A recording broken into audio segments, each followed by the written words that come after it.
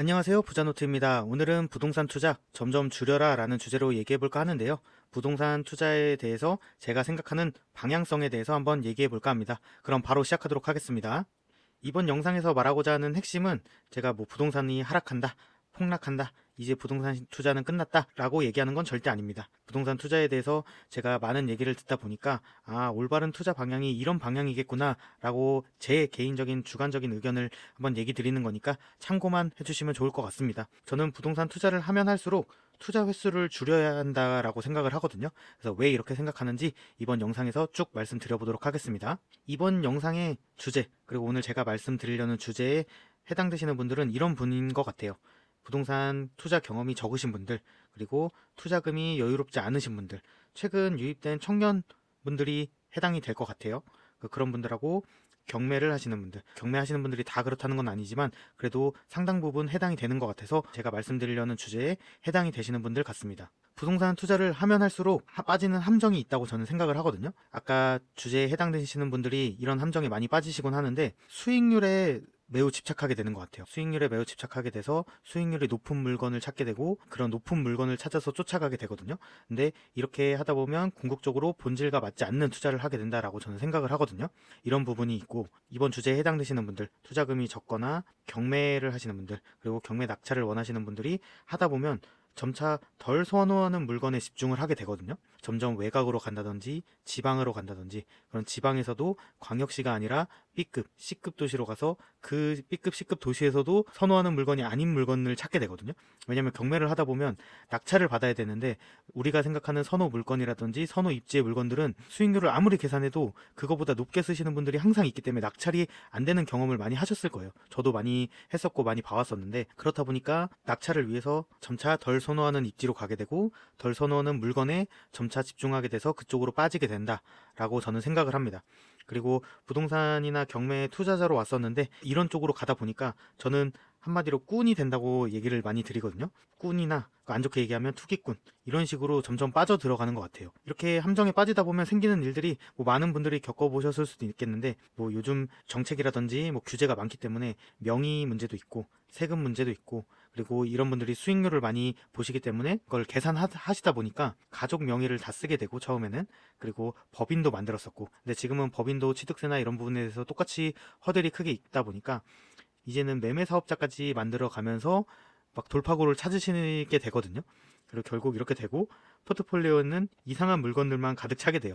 그래서 결국 이런 물건들을 나중에 깨닫고 정리할 때 되게 어려움을 많이 겪으시는 분들을 많이 봤거든요. 투자금을 적게 하거나 경매로 낙찰받기 위해서 안 좋은 곳들을 가다 보니까 이런 물건들이 많이 쌓인다고 보시면 될 것 같아요. 그리고 고생이나 스트레스만 남는다고 저는 보거든요. 진짜 엄청난 고생이 들어가거든요. 지방 임장 가는 것도 거리도 거리고 엄청 고생스럽잖아요. 그리고 셀프인 것들을 많이 하게 돼요. 수익금을 높이기 위해서 셀프 등기를 한다든지 인테리어도 셀프로 한다든지 이런 많은 고생들을 하게 된다. 저는 이런 분들을 많이 보다 보니까 이런 고생과 스트레스만 남게 된다라고 보시면 될 것 같습니다. 여기서 저는 다시 본질에 대해서 다시 생각해 볼 필요가 있다고 생각을 해요. 부동산 투자를 처음 배우려고 했을 때 이런 투자를 하려고 오셨던 건 아니잖아요. 좋은 실거주 아파트를 조금이라도 저렴하게 사고 싶다라든지 아니면 나중에 궁극적으로는 건물을 사서 자산 시세 차익도 보면서 임대 수익도 얻으면서 그렇게 여유롭게 생활을 하려고 부동산 투자를 배워봐야겠다라고 왔을 텐데 결국 부동산 투자를 배우면서 점차 이상한 방향으로 빠져나가고 있는 걸 느끼셔야 되거든요. 처음 부동산 투자를 배우려고 했을 때 내가 생각했던 부동산 투자가 무엇인지 한번 다시 생각해 볼 필요가 있다고 생각을 하고 저는 수익률이 전부가 아니다라고 얘기를 드리고 싶어요. 지방에 가서 안 좋은 물건을 경매로 싸게 낙찰받는다고 해서 수익률은 높을 수 있겠지만 그게 절대 전부가 아니거든요. 만약에 수익률이 전부다라고 하면 다 그런 쪽으로 갔겠죠. 근데 하지만 좀 극단적인 예시긴 하지만 서울 그리고 강남의 건물 투자는 수익률이 2%도 안 나온 물건도 있는데 그런 물건들을 사시잖아요. 그런 시세 차익을 보려고 하는 목적이긴 하지만 결국 수익률이 전부가 아니라는 걸 보여주는 예시라고 저는 생각을 하거든요. 수익률이 전부는 아니다.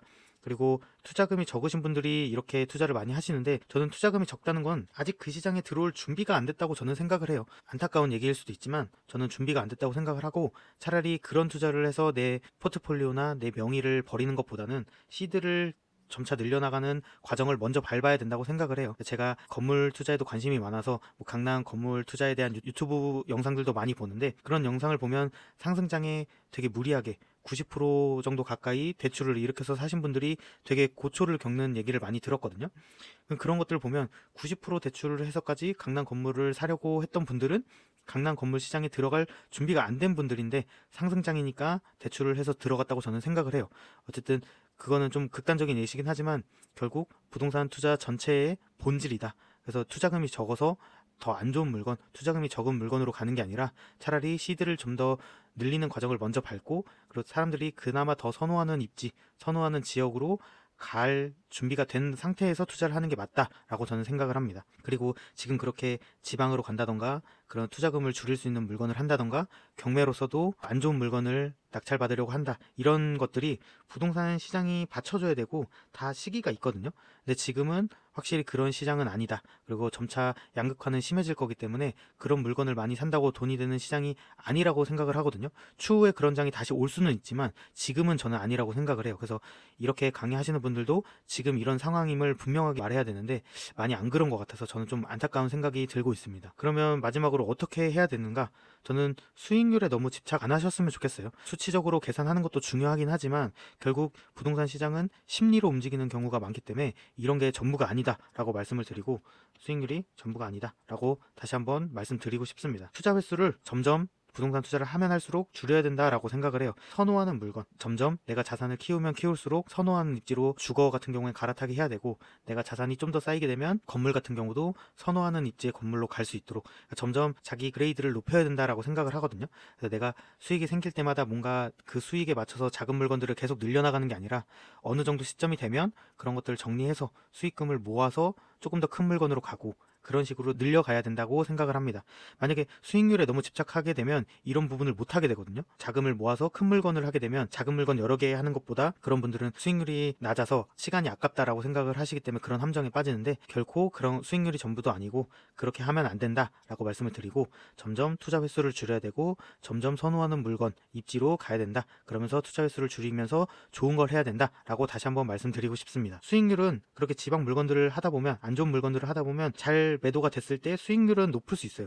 근데 그것도 다 리스크를 걸고 하는 거고, 매도가 제때 안 되는 경우가 훨씬 많기 때문에 내가 안전 마진이 이 정도 된다라고 얘기하는 건 되게 오만한 생각이라고 저는 생각을 하거든요. 매도가 제때 안 될 수도 있고 그런 수익률이 수치적으로 계산한 게 안 나올 수도 있지만, 만약에 매도가 잘 돼서 정리가 잘 되고 수익이 발생하고 수익률도 높을 수 있지만, 결국엔 많은 분들이 느끼셨을 거예요. 저도 느꼈었고, 자산에서는 격차가 발생하게 돼 있어요. 지방에서 200%, 300%, 400% 이렇게 수익률이 나서 수익금이 발생을 하더라도 서울이나 수도권에 선호하는 물건들이 수익률은 낮지만 어차피 자체적으로 올라가는 수익금 자체가 규모가 다르기 때문에 결국은 또 그 시장에 진입을 못하는 현상이 지속적으로 발생을 하거든요. 자산 격차가 발생하게 되고 결국은 수익률은 높지만 글로 갈 수 없는 악순환이 계속 지속된다고 생각을 해요. 저는 앞으로 양극화가 더 심해질 것 같아서 이런 경향성이 더 커질 수 있다고 생각을 하기 때문에, 뭐 처음에 투자금이 적을 때는 그래도 그런 물건을 뭐 해볼 수 있다고 생각을 하지만, 하면 할수록, 그리고 수익금이 발생하면 그거를 모아서 결국에는 선호하는 물건으로 가야 된다. 선호하는 입지로 가야 된다. 그리고 양극화가 더 심해지기 전에